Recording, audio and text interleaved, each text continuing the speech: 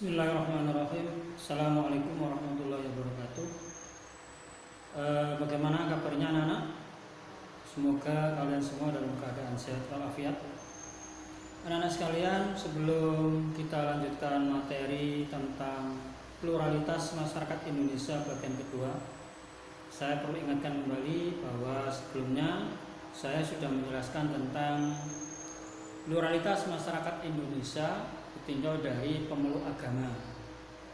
Untuk pertemuan kali ini kita akan melanjutkan lagi pluralitas masyarakat Indonesia ditinjau dari perbedaan kebudayaan. Anak-anak, kata budaya ini adalah kata yang berasal dari kata budaya yang artinya adalah kekal. Dalam istilah lain, budaya juga dikenal dengan istilah culture atau kultural yang artinya adalah mengolah. Dalam bahasa yang sederhana, kebudayaan itu adalah segala sesuatu yang dihasilkan oleh manusia, baik itu gagasan, baik itu tindakan, baik itu adalah karya. Sehingga wujud nyata dari adanya kebudayaan itu ada tiga, yaitu adanya gagasan, ide, kemudian ada tindakan, perilaku, kemudian lagi ada karya, yaitu hasil karya manusia. Kaitannya dengan kebudayaan yang ada di Indonesia, memang kita sebagai negara yang memiliki masyarakat yang beraneka ragam, maka di situ juga muncul keanekaragaman budaya yang ada di Indonesia. Karena tiap masyarakat yang ada di Indonesia biasanya juga memiliki atau membuat sebuah kebudayaan. Anak-anak sekalian, ada 7 unsur kebudayaan yang bersifat universal.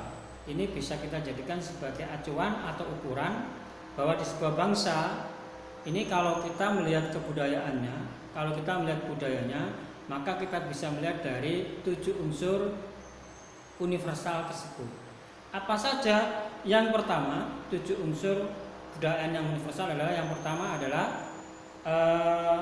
peralatan atau perlengkapan. Ini biasanya wujudnya adalah teknologi yang dikembangkan oleh masyarakat tersebut. Masyarakat kota, masyarakat desa akan sangat berbeda teknologi yang dikembangkan. Daerah pegunungan dengan daerah pantai, maka peralatan yang digunakan juga berbeda. Kemudian lagi sistem mata pencaharian, ini juga berbeda. Jadi profesinya, sistem pencaharian. Kemudian lagi ada sistem sosial. Ini adalah juga memiliki perbedaan sistem sosial. Kemudian lagi ada sistem pengetahuan, itu juga berbeda sistem pengetahuan. Kemudian lagi anak-anak 7 wujud kebudayaan yang universal tadi, selain yang saya sebutkan tadi, adalah bahasa. Kita tahu bahwa setiap negara memiliki bahasa yang berbeda-beda. Apalagi bahasa daerah pada tiap-tiap bangsa. Di negara kita saja, dalam satu wilayah, satu pulau, ada Jawa, ada Madura, ada Sunda, ada Betawi. Jadi bahasa merupakan salah satu unsur kebudayaan. Kemudian lagi yang lainnya adalah religi atau agama. Ini juga merupakan bagian dari unsur kebudayaan. Kemudian lagi kesenian.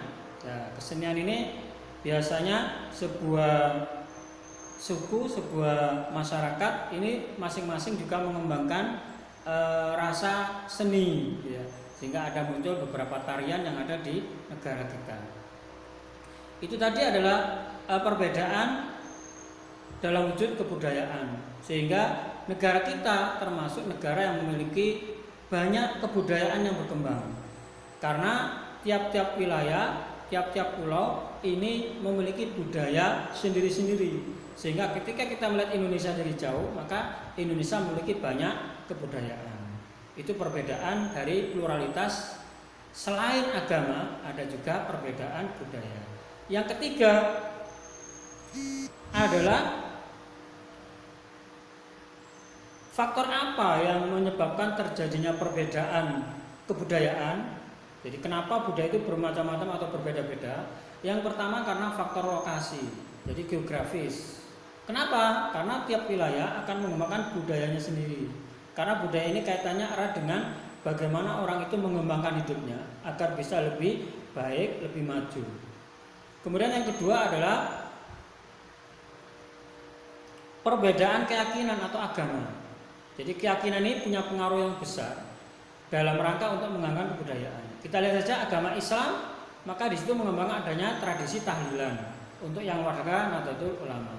Agama Kristen ada pembangunan gereja, agama Islam ada pembangunan masjid, agama Hindu ada pembangunan pura. Jadi tiap-tiap agama mengembangkan budaya yang masing-masing. Asal kalian tahu bahwa agama yang ada di negara kita cukup banyak, di samping adanya sistem kepercayaan. Cuma harapannya kita tidak boleh menggunakan perbedaan itu sebagai terjadinya konflik. Kemudian lagi anak-anak, selain agama, kemudian budaya, satu hal lagi adalah profesi atau pekerjaan. Perbedaan pekerjaan. Pekerjaan yang ada di negara kita ini yang kaitannya dengan kenapa muncul adanya pekerjaan. Karena kita tahu setiap manusia, setiap keluarga pasti ingin memenuhi kebutuhan ekonominya, kaitannya dengan sistem ekonomi. Karena sistem ekonomi ini sangat dibutuhkan dalam hal kelangsungan hidup, maka tiap orang akan berusaha untuk mendapat pekerjaan.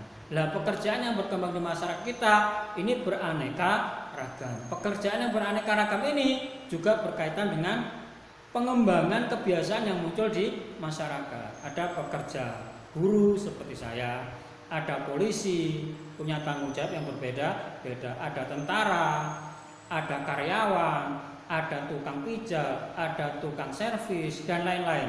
Semua pekerjaan ini sama derajatnya. Fungsinya adalah untuk membiayai hidupnya agar dia bisa, cuma ada perbedaan. Kemudian lagi adalah perbedaan berdasarkan suku. Anak-anak, mungkin kita bisa mencari referensi tentang berapa banyak sebenarnya suku yang ada di negara kita, di Indonesia ini. Ada kurang lebih 300 suku bangsa. Ini bukan hal yang kecil dalam rangka untuk mempersatukan negara dengan suku bangsa yang banyak. Kenapa? Karena setiap suku bangsa yang ada ini akan mengembangkan budayanya, akan mengembangkan tradisinya, sehingga tidak mudah dalam rangka untuk meningkatkan kehidupan persatuannya ini, maka diperlukan toleransi yang tinggi, sehingga perlu adanya mengedepankan sikap saling menghargai dan saling menghormati. Anak-anak, sebagian besar bangsa di negara kita itu sukunya adalah suku Jawa, kurang lebih 41%. Yang lainnya banyak tersebar di seluruh wilayah Indonesia, mulai dari Sumatera ada suku Batak, ada suku Dayak, ada suku Aceh, kemudian sampai di Jawa sendiri ada Jawa, ada Tengger, ada Betawi, ada Sunda. Nah, tolong nanti kalian mulai menghitung atau mengingat-ingat kembali suku-suku bangsa yang ada di Indonesia. Ini jelas merupakan perbedaan. Jadi anak-anak, dari apa yang saya sampaikan mulai dari bagian 1 dan bagian 2, pluralitas masyarakat di Indonesia ini kan bisa meliputi perbedaan pemeluk agama, kemudian ada perbedaan kebudayaan, kemudian ada suku, kemudian adalah pekerjaan. Tapi ingat, kita harus mengedepankan persatuan. Kenapa? Karena dengan persatuan itulah kita nanti akan bisa mengembangkan bangsa ini menjadi bangsa yang lebih baik. Kita tidak boleh mencari alasan perbedaan itu dijadikan sebagai sumber terjadinya konflik. Justru itu malah merugikan. Kenapa? Dengan adanya konflik, maka itu akan mengganggu kelancaran dan ketertiban berbangsa dan bernegara. Jadi harapan saya setelah mempelajari masalah ini, setelah mempelajari materi ini, anak-anak memiliki jiwa nasionalis, Karena di situ akan ada cinta tanah air. Ternyata negara kita ini negara yang plural, negara yang banyak masyarakatnya berbeda-beda, ditinjau dari agama, dari pekerjaan, dari suku, dan dari budaya. Saya kira itu anak-anak. Nanti kalau ada pertanyaan seperti biasa, kalian bisa japri ke saya. Baik, kurang lebihnya saya mohon maaf. Assalamualaikum warahmatullahi wabarakatuh.